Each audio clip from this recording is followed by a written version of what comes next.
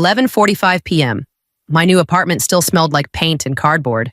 I was sitting on the floor, my back against a couch that didn't have legs yet. 12 hours ago, I'd been on the 38th floor of Vanta Bridge. Now I had a folding lamp, 3 unopened boxes, and silence. The incident pager, the one I'd worn clipped to my waistband for 8 years, was no longer mine. I'd handed it to security at noon, signed the form, watched them log it into a plastic bin. End of responsibility. And yet my personal phone kept vibrating across the glass coffee table.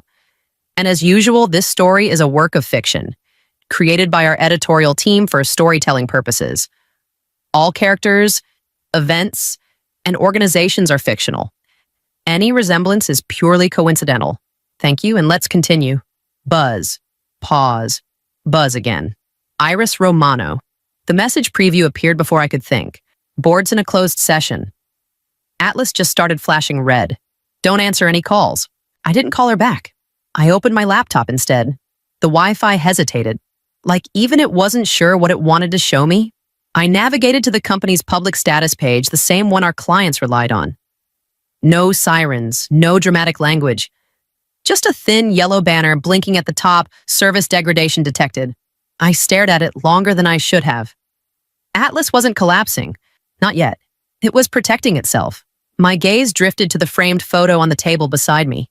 My daughter at the beach last summer, hair tangled by wind, laughing at something outside the frame. I'd promised her that once the final migration phase was complete, I'd finally be home for dinner again.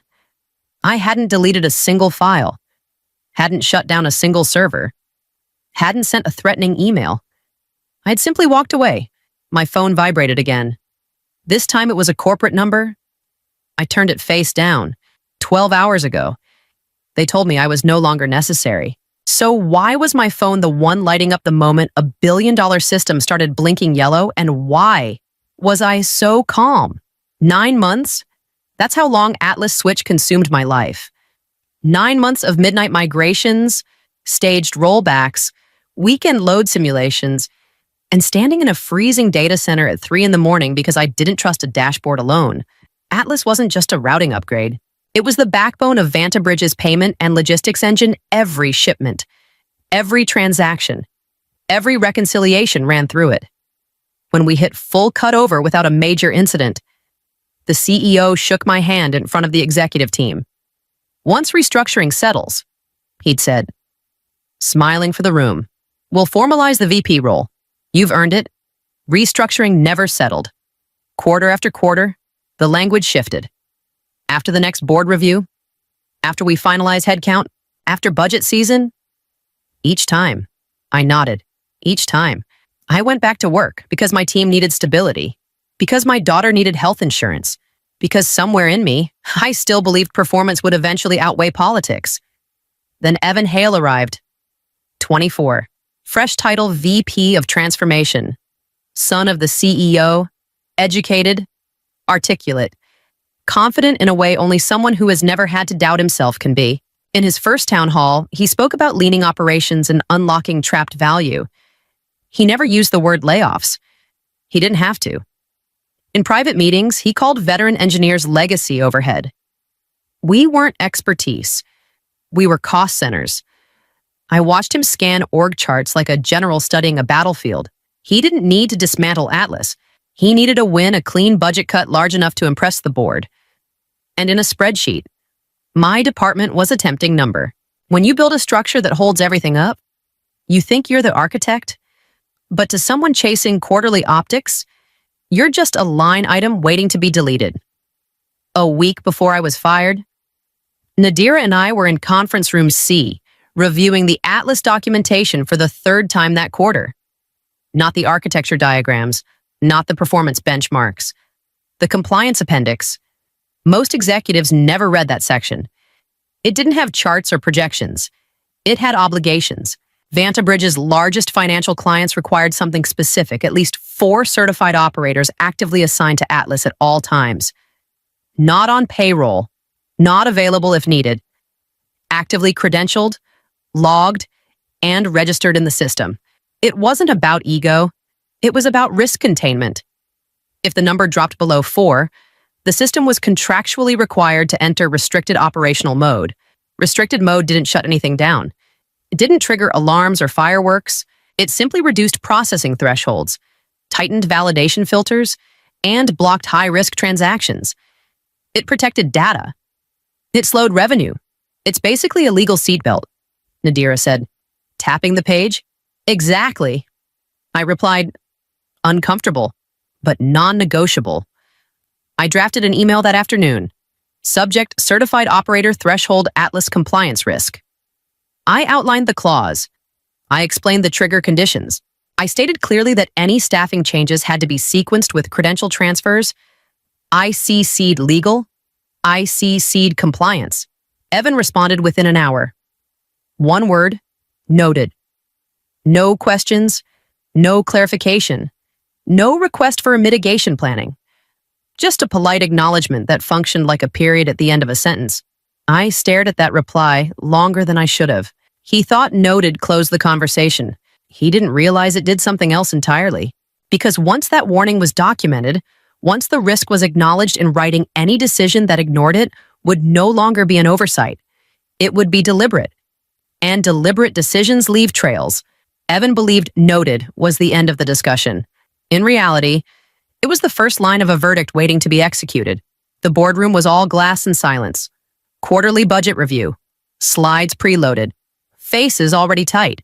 I stood at the end of the table and brought up the failover upgrade proposal. It wasn't dramatic. It wasn't flashy.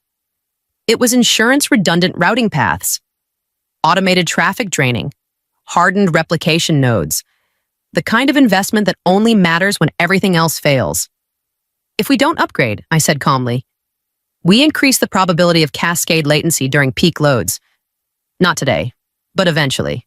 One of the board members shifted in his seat. He knew what that meant. Eventual failure always arrives at the worst possible time.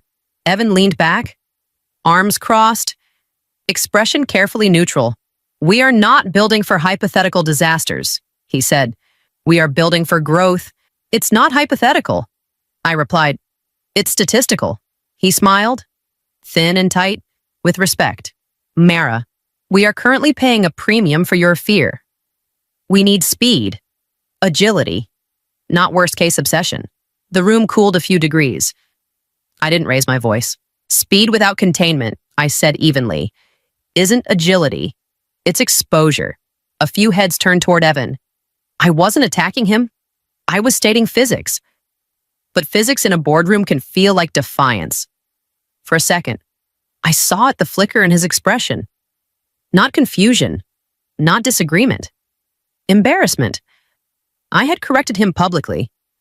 In front of people whose approval he needed, he closed his laptop slowly. That will be all for this item. He said, the meeting moved on, but the decision had already been made, just not about the budget. When power feels threatened, it doesn't reevaluate. It retaliates. And when the ego of the person holding authority is bruised, they don't fix the mistake. They eliminate the person who exposed it. He didn't call me into an office. He didn't schedule a private meeting. Evan chose the open floor. 40 desks, glass walls, half the department within earshot. He walked straight toward my workstation. Posture straight, voice calm enough to feel rehearsed. Mara, he said, loud enough for others to pause mid-keystroke. You're too slow for the new era we're building. Silence spread across the room like spilled ink.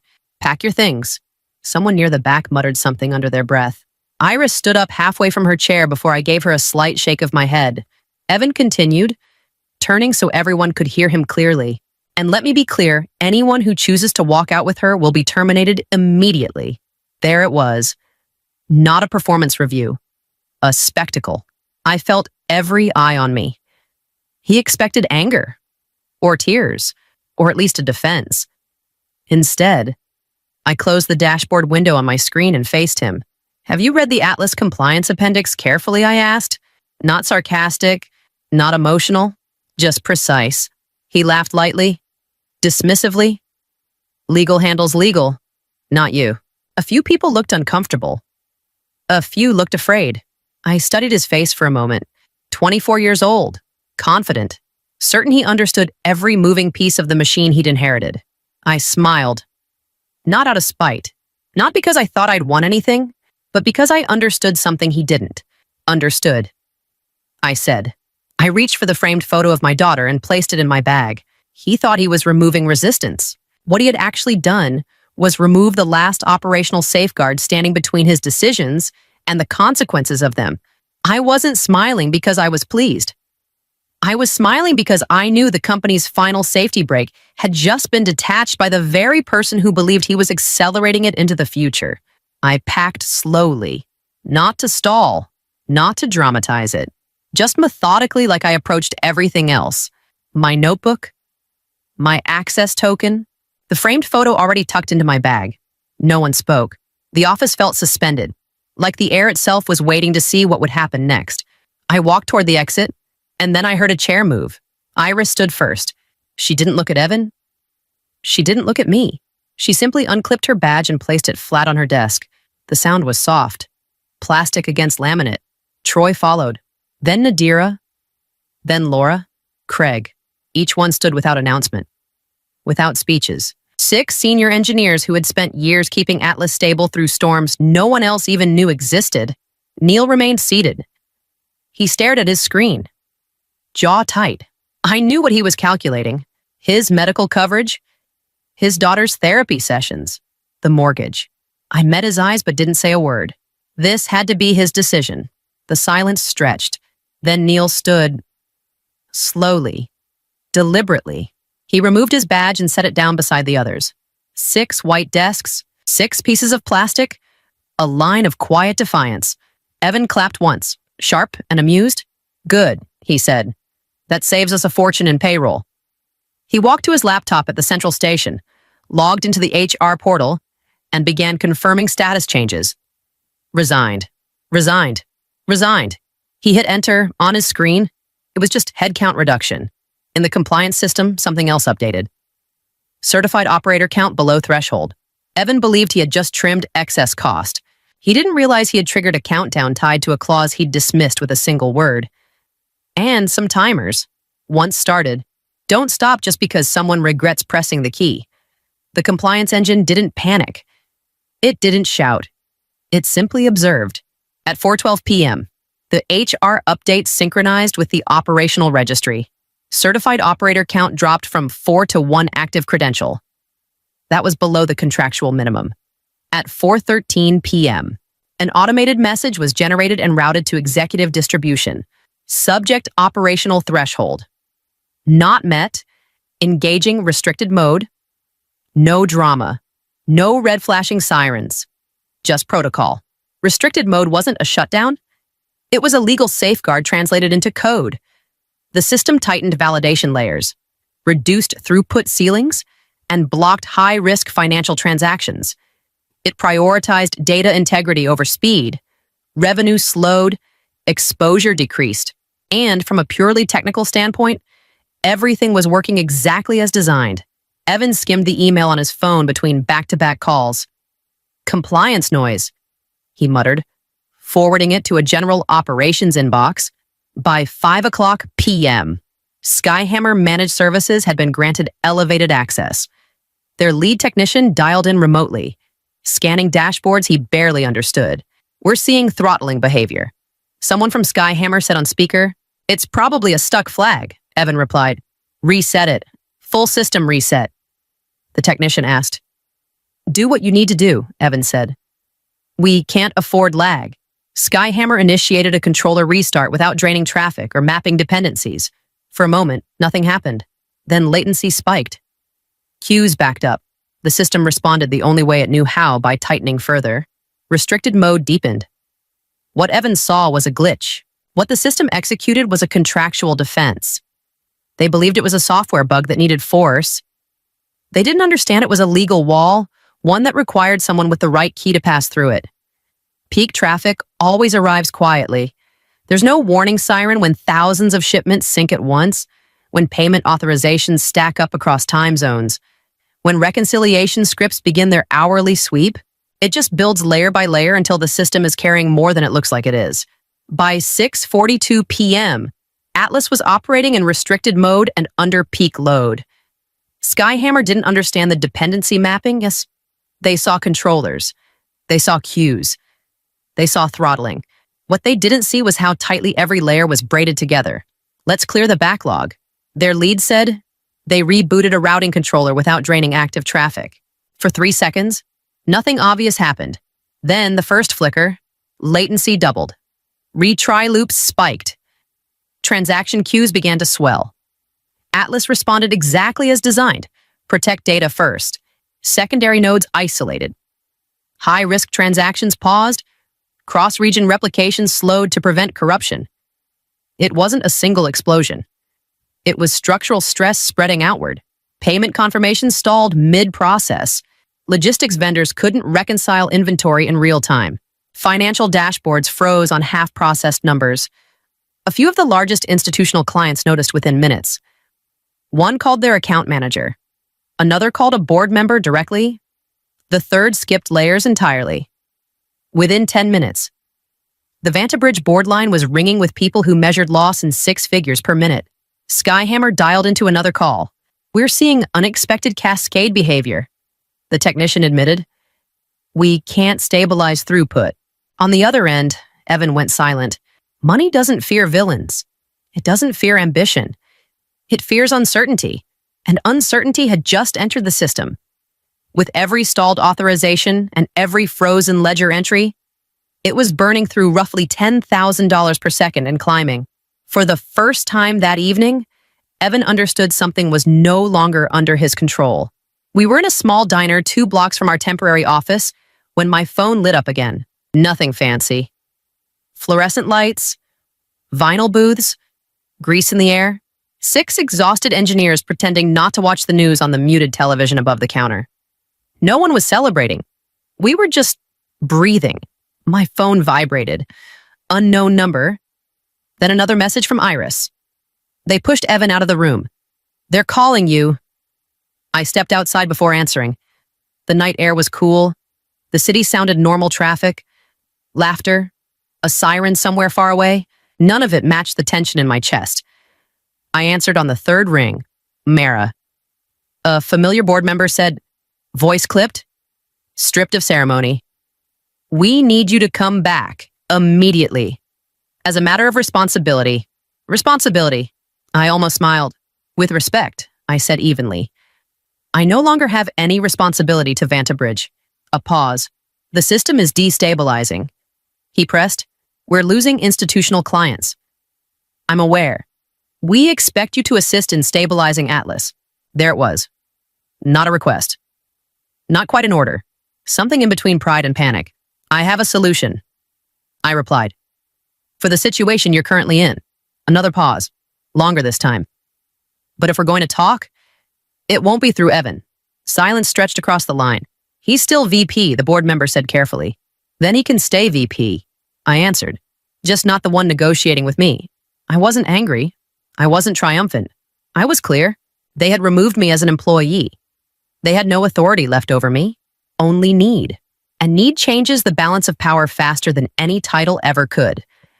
Why is it that the people who dismiss you as unnecessary are always the first to call when everything begins to fail? We didn't walk back into Vantabridge like heroes. We walked in like surgeons. No speeches. No eye contact with the open floor. Just laptops, cables, and 6 people who knew exactly where the pressure points were. The board was already assembled in the glass conference room. Evan stood near the screen, pale but composed, as if still trying to hold on to the image of authority. I placed a single document on the table before we even opened a terminal. Before we begin, I said calmly, every technical change during stabilization will require a signed risk acceptance form. Evan frowned. That's excessive. It's standard when compliance thresholds have already been breached. I replied, every override, every throttle adjustment, every rollback attempt documented and signed. Signed by whom one board member asked quietly. I turned to Evan. By the acting executive responsible for operational authority? Silence. That meant him. If anything went wrong under my guidance, if a decision escalated damage instead of containing it, Evan would carry personal legal exposure. Not the company. Not the team. Him. His jaw tightened. "You're shifting liability," he said. "No," I answered. "I'm restoring accountability." For a moment, I thought he might refuse. Then he reached for the pen. The first signature was hesitant. The second, firmer. We began immediately. Traffic was rerouted manually. Controllers drained properly. Dependency mapping was rebuilt node by node. At one point, a replication queue nearly collapsed, and for 2 full minutes, no one in the room breathed. 4 hours later, throughput stabilized. Transaction queues cleared, status page green. No applause followed. Just exhaustion. Evan wasn't fired. He remained VP in title, but operational authority no longer lived with him. Every future high-risk change required documentation, review, and his signature beneath a paragraph that made consequences explicit. He had become the face that signed risk nothing more. The board approved my conditions' full budget for failover upgrades, autonomous staffing control, no interference in compliance operations. I won, but I paid. While we were in crisis mode, a private consulting client withdrew an offer I had been negotiating for weeks. Timing concerns. They said, I didn't argue. Responsibility has a cost.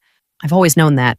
Later, as I packed up to leave the building again, this time on my terms, I looked at the glowing dashboards behind the glass walls. Systems don't run on ego. They run on people who understand what they're doing. If this story made you stop and think, hit like to support, subscribe for more stories like this, and leave a comment with your perspective. We read everyone. The word landed before I finished my sentence. Not loud, not angry. Just dropped there, flat and final, like a door clicking shut. Impossible. The CEO didn't raise his voice. He didn't even look annoyed. He leaned back, fingers folded over his stomach, and glanced past me toward the screen as if the slide itself had wasted his time. The room smelled like burnt coffee and that industrial cleaner they used every morning, sharp enough to sting the back of my throat. I kept standing there anyway. Stupid. Maybe. Hope is a stubborn reflex. I'd spent months on that plan. Nights, weekends, running numbers after dinner, sketching workflows on scrap paper, watching production logs stack up like warnings nobody wanted to read, automation where we were bleeding labor hours, data tracking where we were guessing, predictive maintenance instead of waiting for machines to fail in the middle of a shift. It was not flashy. It was practical. It would have slowed the market share slide everyone pretended not to see. He waved his hand once, like brushing away a fly. We are not a tech experiment. He said, we make things. That proposal is impossible. No questions. No follow-up. He turned to the next agenda item. I closed my laptop slowly. The click sounded louder than it should have. A couple of people avoided my eyes. One of them gave me that tight smile people use when they are relieved it is not them. My name is Jolene Harper. I am 43 years old. I'd been at that company 14 years, long enough to remember when stability meant competence, not fear. Long enough to believe that if you showed your work, someone would listen. 3 months later, human resources walked me through the exit process. Same carpet, same neutral voice. They said the role was no longer aligned with company direction. They said thank you for your contributions. They handed me a box that was lighter than it should have been. I did not argue. There was nothing left to explain. When I walked out of the building, my badge already dead in my pocket, it finally clicked. I had not been fired because the plan was wrong. I had been fired because it asked them to change. I stepped into the parking lot, the air cold and metallic, and realized I had not left the idea behind. I had carried it with me the whole way out. It took me longer than I want to admit to stop blaming myself. For days after the firing, I replayed the meeting like a bad voicemail. Maybe I talked too fast. Maybe I should have eased into the numbers. Maybe I scared them with the word automation. I almost rewrote the plan out of habit. Like if I fixed it enough times, it would retroactively save me. Then I remembered what didn't happen. The CEO never asked a question. Not one. I'd worked under him long enough to recognize the pattern. When he didn't understand something, he interrupted. When he didn't like something, he argued. Silence meant something else entirely. A week before my firing, I'd overheard him in a smaller meeting, door half open. He was talking to two executives who'd been there even longer than me. "We survived the recession by not panicking," he said. "By holding the line." One of them nodded. "Stability is why clients trust us. And I'm not going to be the guy who blows that up chasing trends." The CEO said. His voice wasn't angry. It was tight, controlled. No one pushed back. That was the moment I'd missed at the time. The part where fear put on a suit and called itself leadership. I wasn't fired because my plan failed. It never got the chance. I was fired because it introduced risk in a room full of people who'd built their careers avoiding it. They didn't want to be remembered as the ones who changed things. They wanted to be remembered as the ones who kept the lights on. Once I saw that, something in me settled. Not relief, not anger, just clarity. They hadn't rejected me. They'd protected themselves. And that meant the idea was still alive. It just needed air. Unemployment does a weird things to time. Days stretched, nights collapsed. I kept opening my email like something might apologize to me. That's when I found the message. It was buried in my inbox, dated months back, from a smaller competitor I'd met at an industry roundtable. Back then, I'd skimmed it and thought, "I'm loyal. I don't do that." I'd archived it without replying. Moral high ground, very noble, very stupid. The subject line was still there. Short, direct, no fluff. Interested in talking, I stared at it longer than I should have. My first instinct was embarrassment. Like replying now would announce how desperate I'd become. I closed the laptop, opened it again, closed it again. I told myself I wasn't trying to get even. That mattered to me, for some reason. I wasn't angry enough for revenge. I was tired. I needed to know if the idea worked anywhere at all. I drafted a reply, deleted it, drafted another, deleted that too. Eventually, I typed, "Hey, still interested in that conversation." I hated how small it sounded. They replied the same afternoon. "Absolutely," the email said. "We'd liked how you think. No sales pitch, no pity, just that." The call was awkward at first. I talked too fast. I over-explained. Old habits. Then their operations lead cut in. "Can you walk us through the part you think saves the most money?" he asked. Not why, not what if, just how. I talked for 15 minutes straight. No slides, no polish. Just the bones of it. When I stopped, there was a pause, long enough to scare me. Then someone said, "Okay, let's see if we can test this." I didn't celebrate. I didn't smile. I just sat there, heart pounding, realizing I'd done the one thing I'd promised myself I wouldn't let happen.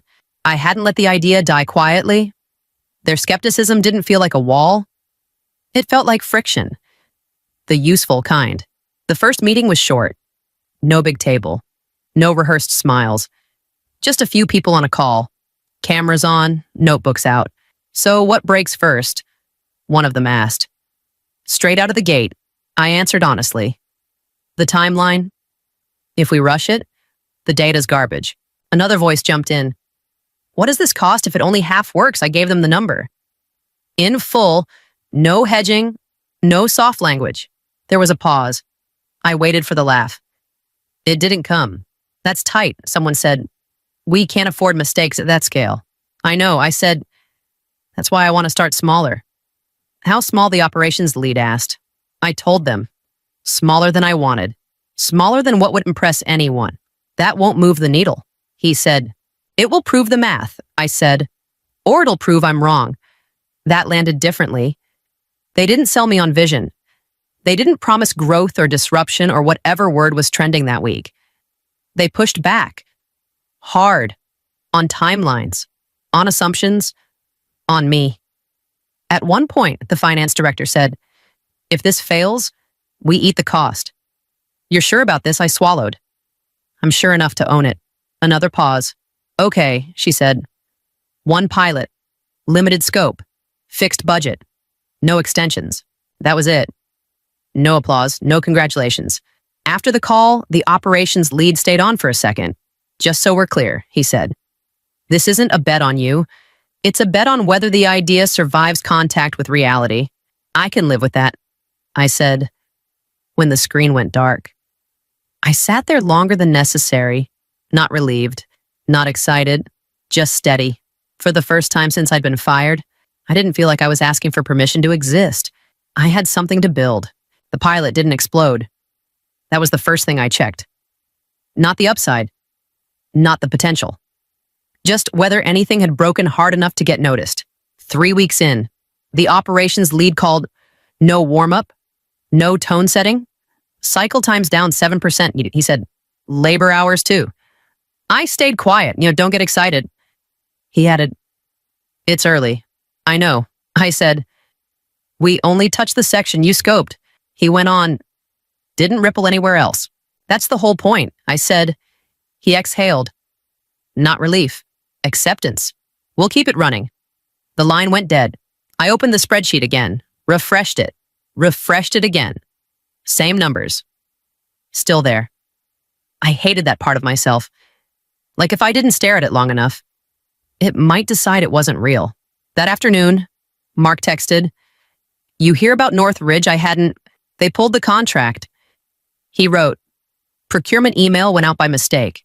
Got forwarded around before anyone caught it. North Ridge wasn't flashy. It was steady. One of those accounts that quietly kept a whole shift busy. Why I typed, official story, he replied. Cost overruns. Delays. I imagined the production calendar. The overtime requests. The maintenance tickets no one closed. Leadership worried, I typed, then immediately regretted sending it. There was a long pause. They're calling it noise. Mark finally wrote, temporary. That night, I sent our pilot numbers to finance. Clean, conservative, no framing, no victory lap. She replied fast, this holds. Let's not outrun it. I closed my laptop and sat there longer than I needed to. 2 systems moving in opposite directions. One carefully, one pretending nothing was wrong. It wasn't collapsing. Not yet. Scaling always sounds clean in meetings. It isn't. The second phase started with a call at 6:45 in the morning. We pushed it to the next line. The operations lead said, something's off. I didn't ask what. I already knew. It's the sensor lag, I said. We tuned it for lower volume. Silence. You didn't mention that risk. He said, I did. I said, you just didn't like how boring it sounded. He sighed. Can you fix it? Yes, I said. Then added, if we slow the throughput for 2 days, another pause. Longer this time. That's going to cost us, the finance director said. Roughly $100,000 a do. I know, I said. Or it's going to cost more later. They muted themselves. I watched the little icon flicker while my stomach tightened. This was the part I'd been fired before reaching. The moment where confidence stops being theoretical. They came back. Do it, she said. But this is the last adjustment. I stayed up 2 nights straight. Not heroics. Damage control. I found a shortcut I'd taken in the original model and hated myself for it. Fixed it anyway. Pushed the update. Watched the numbers settle. On the 3rd morning, the operations lead called again. Cycle times down 12%. He said, scraps down too. And the lag I asked, gone. He said, then, quieter. You were right. That sentence landed harder than praise. Later that week, we sat in a review call. No slides, just data. This scales. The finance director said, not everywhere, but enough. The product head leaned forward. Why didn't your old company build this? I answered before thinking, because it looks worse before it looks better. No one argued.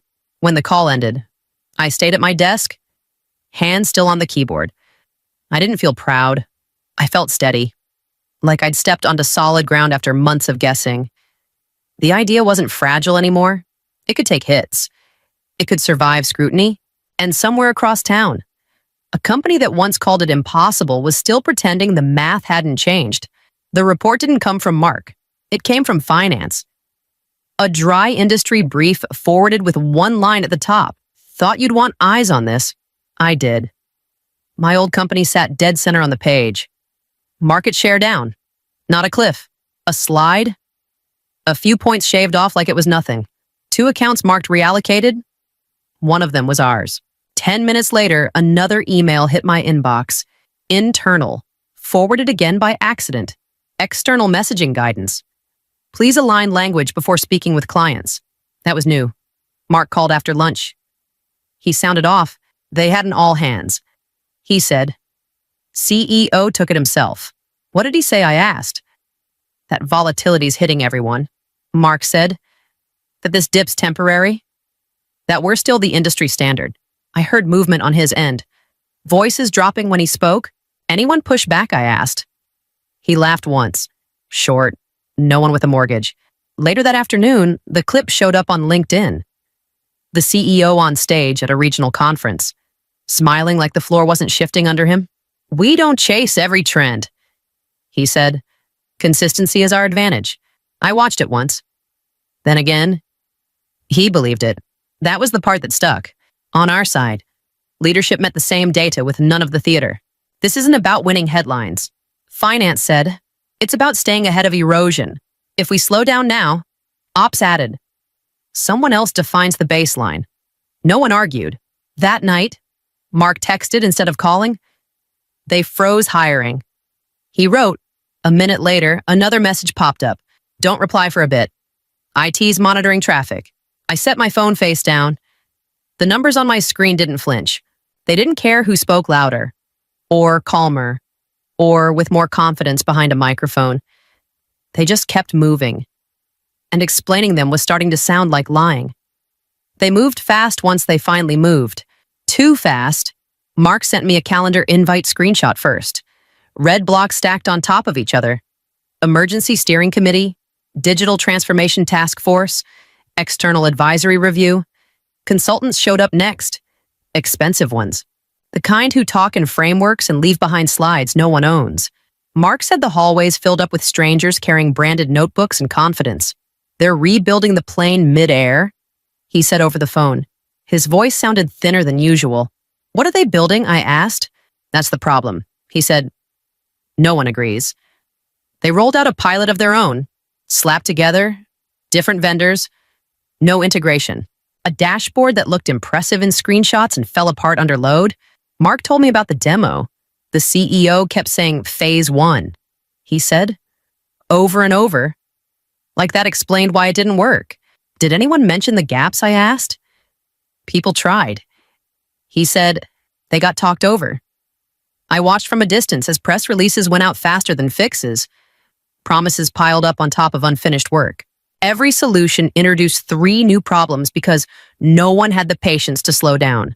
On our side, we paused expansion, not because we were scared, because we knew what rushed change looked like. In one of our internal calls, the finance director said it out loud. They waited too long. She said, now every move feels like a gamble. No one disagreed. That night, I sat with my laptop open and pulled up the original version of my plan. The one I'd pitched a year ago. It was cautious, boring, measured. It would have worked. That was the part that hurt. They hadn't failed because the idea was wrong. They failed because they fired the people willing to be uncomfortable early. Once those voices were gone, change turned into theater. Loud, directionless, late. Mark texted one last update before midnight. They're asking who signed off on this. He wrote, like blame is going to glue it back together. I closed the laptop. The point of no return had passed quietly. No announcement, no single bad decision. Just a lot of motion where listening should have been. The layoffs didn't start with an announcement. They never do. They started with calendar blocks disappearing, then access issues, then desks going quiet. I found out from Denise. She called me from her car, voice low, like the sound might travel. They cut my whole group. She said, effective today. Denise had been there longer than me. She believed in leadership, defended them in meetings I'd stopped attending months before I left. I thought if we just stayed steady, they'd figure it out, she said. I didn't interrupt. There was nothing to correct. They told us it wasn't performance. She went on. Just restructuring. That's what they always call it. I said. She laughed once. Sharp? Yeah, funny how it always hits the same people. She asked how I was doing. I hated that question in that moment. I'm working. I said, it's going okay. There was a pause. Heavy. I could feel the distance between us stretch. I'm glad one of us landed. She said. Not bitter? Just tired. I wish it didn't come to this. I said, so do I. She said, we warned them. After we hung up, I sat there longer than I meant to. No relief. No sense of being right, just a dull ache where something fixable had broken anyway. Later that week, Mark texted again. They're offering severance. He wrote, 3 months. That's it. I knew what that meant. They were conserving cash, counting weeks. At our company, the finance director mentioned headcount planning, not cuts. Planning. Different language, different posture. This is what timing buys you, she said. I didn't feel proud. I felt older. This wasn't a scoreboard. These were people, careers, rent payments, kids in college. All the things that never show up in strategy decks. The cost of fear had finally arrived. And it wasn't theoretical anymore. The word bankruptcy never showed up in a press release. It leaked instead. A lender backing out. A line of credit under review. Everyone pretending not to hear the same thing. Mark told me during a quick call. They're running out of time. He said, cash is tight. Vendors want upfront payment now. I didn't say anything. Neither did he. At my new company, the tone was different. Same market, same pressure. But our system was holding, expanding, even. The operations lead said it in a meeting like it was just another data point. This platform is now core. He said, we don't move without it. Core, that word sat heavy. Someone asked if we should expect pushback from competitors. The finance director answered before I could. They had their chance. She said, this is execution. I thought about the CEO, not angry, not smug, just scared. A man who mistook stillness for safety and paid for it in market share, credibility, and the company he was supposed to protect. Later that night, Denise texted me. She'd found contract work. Not ideal, enough to breathe. Guess you were right. She wrote. I stared at the message.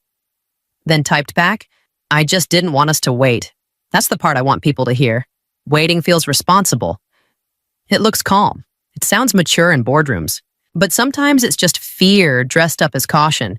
If you're sitting on an idea right now, wondering whether to speak up or stay safe, I won't tell you it ends clean. It doesn't. You lose things either way. But silence has a price. And I've watched what happens when a company decides it's cheaper to pay it later. If this story sounds familiar, say something. Share it. Talk about it. We don't change systems by pretending they don't scare us. The first thing she said to me wasn't, thank you for your work. It wasn't even, this is hard. It was, don't dirty my hands. Yeah, that. My name is Elowyn Price. I am 42 years old. I was sitting in a glass conference room that always smelled faintly like lemon cleaner and burnt coffee. The kind of room where people pretend everything is clean. Clarissa Vaughn sat across from me. CEO, perfect hair, perfect posture. Like she ironed herself every morning. HR was already there. Folder open. They didn't waste time. Organizational restructuring, Clarissa said. Flat. Like she was reading the weather. They slid the severance agreement toward me. 12 weeks of pay. Health benefits through the end of the quarter. A broad non-disparagement clause that basically said I couldn't say anything negative about the company, its leadership, or its operations, anything that might harm reputation. I read it twice. I swear my hands didn't even shake. I'm going to activate my meeting notes app. I said, just to log transition instructions. Clarissa waved her hand. Fine. It records voice to text automatically. Timestamps, sends a copy to my archive. I use it all the time for compliance meetings. Nothing secret about it. She kept talking about transition plans like I was already gone. A week ago, I'd filed a sterilization compliance report. Nothing dramatic, just data, just numbers that didn't add up. But we had an investor roadshow coming up, and suddenly I was restructuring. I signed the acknowledgement that I received the offer. Not the agreement itself. That part matters. Then I stood up. I don't even know why. Habit, I guess. I extended my hand. Clarissa looked at it. Actually looked at it like it was something sticky. Don't dirty my hands. HR shifted in her chair. For a second, I felt heat rise up my neck. I wanted to say something smart, something sharp. Instead, I said, you just made a mistake. I don't know why I said that. It just came out.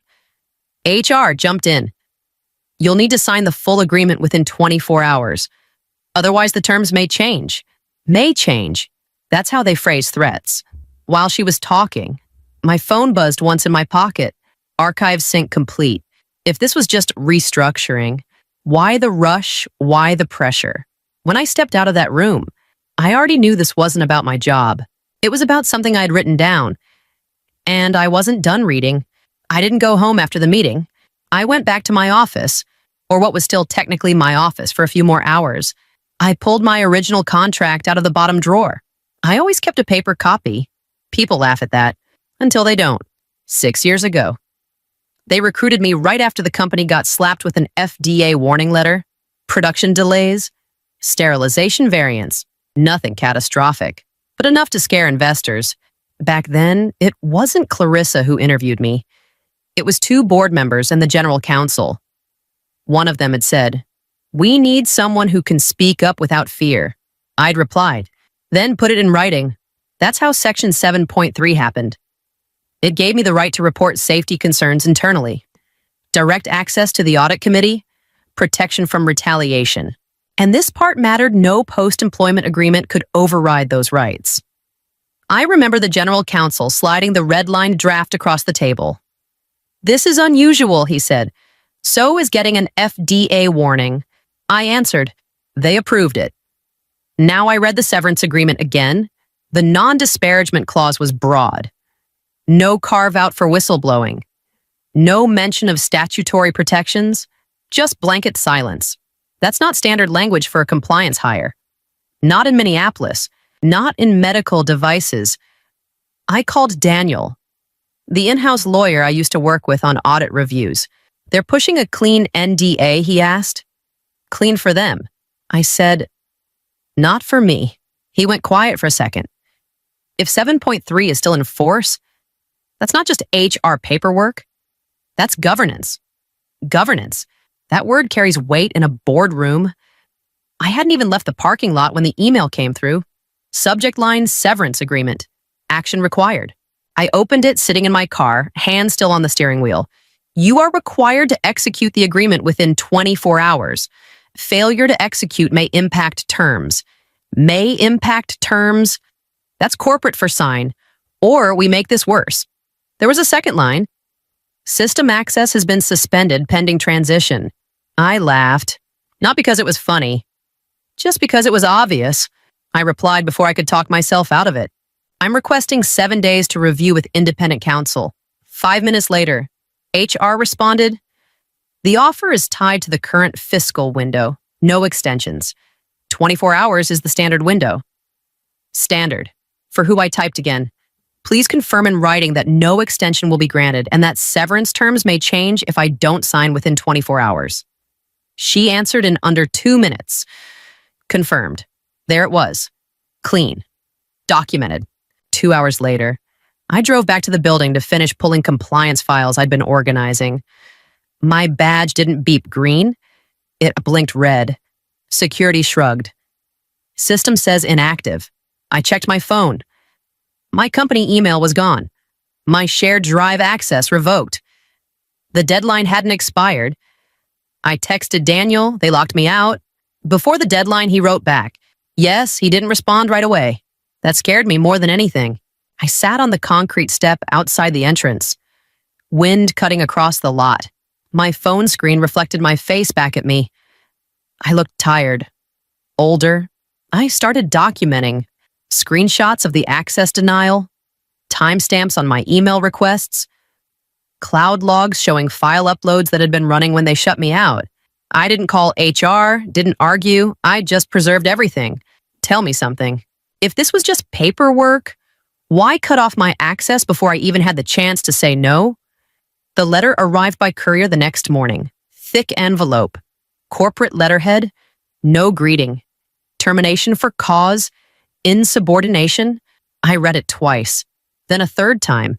They accused me of data exfiltration, claiming my final cloud uploads were an attempt to steal proprietary IP, rather than a legitimate transition of files, and that I refused to cooperate. The letter stated, I opened my laptop. Upload logs still showed active transfers when my access was cut. Email chain showed I had sent credentials to the operations lead. Timestamps didn't lie. I replied in one line. Please confirm date of disciplinary hearing under Section 14.1 of my employment agreement. That section requires documentation. A hearing? An opportunity to respond? No answer. Instead, a second email. This one from corporate legal. Reminder of your continuing confidentiality obligations. Unauthorized disclosure may result in legal action. There it was. Not about transition, not about attitude, about silence. I called Daniel. They escalated. I said, Takasi asked. Yes, he exhaled slowly. That's aggressive. My files were uploading when they locked me out. I know. You think they'll sue me. Only if they think you'll back down. I hung up and stared at the kitchen table. The wood smelled faintly like old coffee. My mortgage payment was due in 3 weeks. My dad's assisted care wasn't cheap. This industry is small. Word spreads fast. I swear. For a second, I considered signing just to make it stop. Then I thought about that sterilization report sitting in their inbox. Daniel called me that afternoon. His voice sounded different, lower, filled with the anxiety of a man caught between his conscience and his paycheck. Legal reviewed everything. He said, and I asked, no performance improvement plan, no misconduct record, no disciplinary hearing. And they revoked your access before the deadline even expired. I know. Section 7.3 is still valid. That's not just standard HR language. That's board-approved governance. So they'll fix it, I asked. I almost hated how hopeful I sounded. They recommended settling under your original severance terms. But Clarissa overrode the recommendation. In writing, I leaned back in my chair. The radiator near the window clicked and hissed. Why, I said. Daniel didn't answer right away. There's an investor presentation in 3 weeks. He finally said, the roadshow is the ghost haunting every corridor of the executive wing. Clarissa needs the sterilization data to look flawless to satisfy the private equity vultures circling the scene. Any red flag in a compliance report, especially one involving batch variances, would trigger a mandatory due diligence deep dive. It would delay the funding round by months. Or worse, slash the company's valuation by half before the first slide is even shown. I let that sit. The silence on the line felt heavy. So this isn't about me. No, it's about optics. She's not just firing you, she's trying to bury the report under the noise of a contentious termination. If she can paint you as a disgruntled employee fired for cause, your report becomes tainted evidence in the eyes of the board. They'll see it as a desperate attempt at revenge, not a legitimate safety concern. And if I challenge it, then it becomes a breach of fiduciary duty. I laughed once. Short, not amused. She was gambling with patient safety and the integrity of the medical devices just to keep an investor deck clean. She wasn't just ironed and perfect.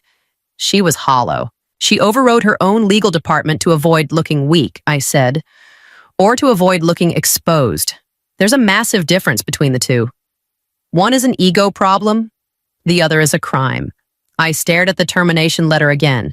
They were betting I wouldn't escalate, that I'd protect my career over my claws, that I was too scared of the industry's blacklist to fight back. They were wrong. I wasn't just a compliance officer. I was the person who knew where the bones were buried because I was the one who refused to dig the graves. I didn't sleep much that night. Around 3 a.m, I opened my laptop and started drafting. Not an angry email, not a social media post, a formal complaint. Wrongful termination, breach of contract, procedural unfair dismissal, retaliation, duress. Each word felt heavy. Each one meant escalation. I called Daniel before I hit submit. If you file, he said, this doesn't stay in HR. That's the point. You understand it triggers board-mandated protocols review. I wrote section 7.3. I know what it triggers. Silence. Are you ready for this? He asked. No, I said honestly, but I'm done pretending this is paperwork. I attached the sterilization compliance report. The same one Clarissa had skimmed and dismissed as timing sensitive. The one that flagged irregular sterilization cycle data across 2 batches. Nothing explosive. Just enough to matter. You sure you want that in there? Daniel asked. If this is retaliation, then context matters. Under company bylaws, any retaliation allegation tied to compliance reporting must be disclosed to the audit committee. That means board visibility. That means oversight. I filled out the Minnesota Department of Labor and Industry form carefully. Dates, attachments, timeline. I double-checked the section referencing access revocation before the deadline. My finger hovered over submit for a second. This wasn't just about 12 weeks of severance. It was about whether internal controls rules meant anything when tested. I clicked submit within 20 minutes. I received confirmation of filing. By end of day, the internal portal showed the audit committee had flagged the filing. Audit committee notification went out. It left HR. It left Clarissa's control. The company didn't fold. Of course they didn't. Their attorney opened with, "The non-disparagement clause is standard practice across the organization." My lawyer, Marisol, didn't blink. "Then you'll have documentation of policy distribution." A pause. It was communicated during restructuring meetings. Corporate counsel said, Marisol leaned forward. "Please produce the written policy, the circulation date, and acknowledgement records." Nothing. No attachment, no follow-up email. So they pivoted. The company acknowledges the recording, but we contend that the context of restructuring was a collective business decision, not a targeted dismissal. I almost laughed. Instead, I slid my laptop across the table. Cloud timestamps. I said, automatic archive logs, external sync at the moment of recording. Marisol added, "And here's the email from Human Resources approving the activation of the note application at the start of the meeting." Corporate counsel scanned it. His jaw tightened just slightly. Clarissa didn't look at me. She looked at him. He tried again. Even so, internal restructuring decisions fall under executive discretion. Marisol didn't miss a beat. Executive discretion doesn't eliminate contractual procedure. That shifted the room. They weren't arguing about tone anymore. They were arguing about rules. And the rules were written down. Counsel shuffled papers, searching for something that wasn't there. For the first time, their confidence thinned. The hearing room smelled faintly like old carpet and coffee that had sat too long on a burner. No drama, just folding tables and a digital recorder blinking red. Clarissa sat 3 seats down from me, navy suit. Perfect posture. She didn't look at me once. The administrative judge flipped through the file. "Ms. Price," she said, "you were initially informed your role was eliminated due to restructuring, yes." She turned to the company's attorney. "And later terminated for cause, yes, Your Honor." "Why did the reason change?" The attorney cleared his throat. Subsequent information revealed insubordination. The judge didn't look convinced. "What information?" He shuffled papers. "Failure to complete transition." I leaned forward. My access was revoked before the deadline expired. The judge glanced at my exhibits. "I see timestamps." She turned to the company again. "Why was access revoked before the 24-hour deadline silence?" Clarissa's attorney tried to recover. "Access suspension is standard during sensitive transitions." The judge raised an eyebrow. "Even before the agreement window closes." No one answered. She flipped to another section. "Was a disciplinary hearing conducted under Section 14.1? The attorney hesitated. "It was not deemed necessary. Procedure is not optional." The judge said, calm, not loud, just final. Marisol slid the transcript forward. "May we read the relevant excerpt?" The judge nodded. Marisol read aloud. "Steady your role is eliminated. No mention of misconduct. No reference to insubordination." The judge looked at Clarissa for the first time. At what point did the alleged misconduct occur? Clarissa's jaw tightened. After she resisted transition, I spoke before I could stop myself. I requested time to review the agreement. The judge held up her hand, and that request is documented. She leaned back slightly. This appears less like misconduct and more like escalation following a refusal to sign. The CFO shifted in his seat. I could hear the faint hum of the air vent above us. Then the judge said the sentence that changed the temperature in the room. The employer failed to follow its own governance framework. Not just contract, board-mandated protocols. That's bigger. Boards listen when that word shows up in a ruling. Clarissa finally looked at me. Not angry, just calculating. The judge closed the folder. I will issue a written decision. I walked out of that room shaking, but not from fear. The administrative law judge's ruling arrived via the e-filing portal, 12 pages of clinical, devastating prose. No drama, just 12 pages and a digital signature. I opened it at my kitchen table. The screen light made everything look harsher than it was. Marisol called as I was scrolling. "You're going to want to read page 7 slowly," she said. I did. Severance agreement invalid due to unreasonable review period. I let out a breath I didn't realize I was holding. She continued. "Termination for a cause procedurally defective? That's clean." I said, "It gets cleaner. Retaliation claim credible." There it was. Not proven beyond all doubt. Not poetic. Just credible. Award granted. 12 weeks severance. 8 weeks additional damages. Legal fees. Continuation of benefits. Short. Clinical. Final. Marisol's voice softened. "You won." I stared at the line that mattered most. Employer disregarded established governance protections. Fiduciary duty. That word again. "They'll pay?" I asked. "They have 14 days. I closed my laptop slowly. It wasn't about the money anymore. 12 weeks. 8 more. That helps. Sure.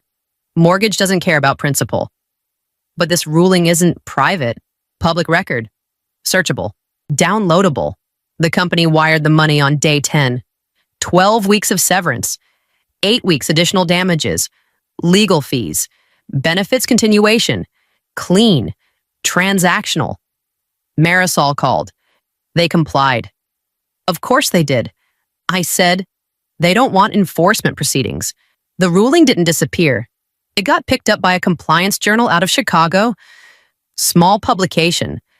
But in medical devices, small journals get read by very serious people. 3 weeks later, Daniel texted me. Audit committee opened an independent review of what I asked. Internal controls override. Retaliation exposure. Safety escalation protocol. Then another message a month after that. D&O insurance premiums increased. Carrier cited procedural failure. That's the kind of sentence that makes boards nervous. At the next quarterly investor call, someone asked about recent governance findings. I wasn't on the call. I didn't need to be. 6 months later, Clarissa Vaughn stepped down to pursue other opportunities. No apology, no dramatic exit, just corporate language. Daniel called again. "It's done." He said, "No, I told him. It's recorded." I started at a new firm across the river. Smaller team. Less ego in the room. On my first day, one of the board members came to meet me in person. We read the ruling. He said, "We prefer people who follow procedure." He held out his hand. I looked at it for half a second. Old reflex. Then I shook it. Firm. No hesitation. I won't lie. There were nights I almost signed that agreement just to keep things quiet. Mortgage. My dad's care. Reputation. It would have been easier. But here's what I learned. And you can take it or leave it. Write things down. Insist on clauses. Keep records. Don't rely on tone or goodwill when power shifts. Paper survives longer than pride. If you ever find yourself in a room where someone tells you not to dirty their hands, remember, this dignity doesn't make noise. It documents. She believed power lived in a gesture, but it lived in a clause she chose to ignore. And honestly, if you've ever had to choose between comfort and principle, I'd like to hear how you handled it.